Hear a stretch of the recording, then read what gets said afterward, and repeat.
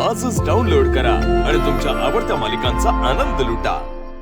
अरे मालकांची अवस्था दिसेना आहे तुला, तरी बी तपासणीची गरज वाटते तुला।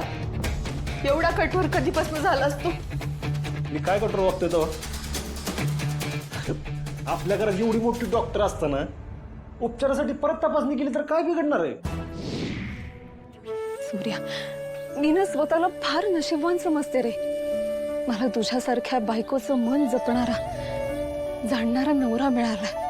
तुझं माझं कौतुक राहू दे, आज चल नक्की काय झालं ते बघूया। चल चल।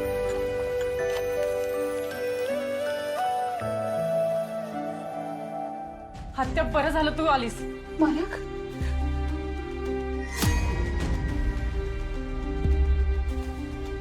कधीपासून त्रास होतो डॅडीने? दादा ते काल डॅडी मला खायला द्यायला खोलीत आले होते, तेव्हाच बोलता बोलता त्यांना चक्कर आली आणि ते पडले। तेव्हापासून जो ताप आलाय तो कमीच झाला नाही। डॉक्टरांनी गोळ्या पण दिल्या, पण डॉक्टरांनी इंजेक्शन पण दिलेत, पण कसलाच फरक पडायला तयार नाही। आता शेवटचा पर्याय म्हणून दवाखान्यात ऍडमिट करावं लागतंय असं वाटते। एवढं सगळं करून पण गुण येणं झालंय?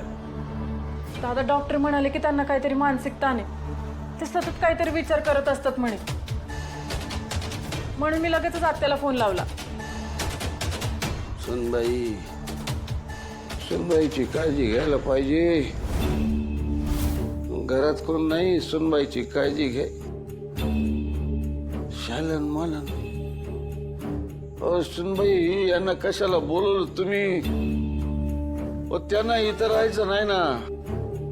आम्ही ठीक आहे हो, आम्ही आमची काळजी घेऊ, पण त्यांना त्यांच्या इच्छेविरुद्ध इथं थांबायला लावू नका। त्यांना जाऊ द्या।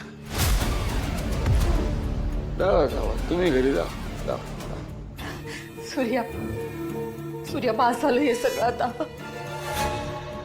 अरे तू बी राग सोड की। मान अपमान हो माणसाच्या जीवापेक्षा मोठा असतोय का सांग बरं?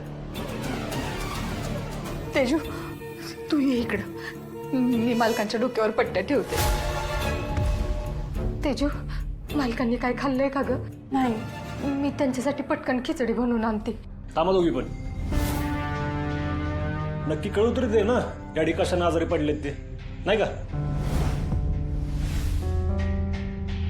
तुळजा, तपास त्यांना, सांग काय झालं,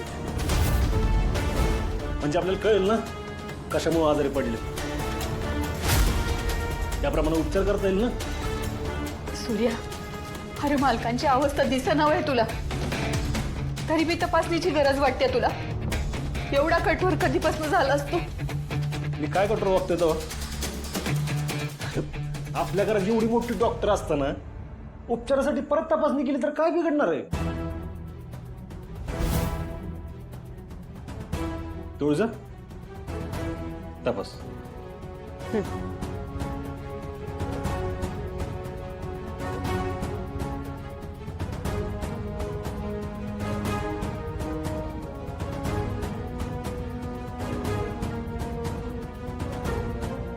डॅडी,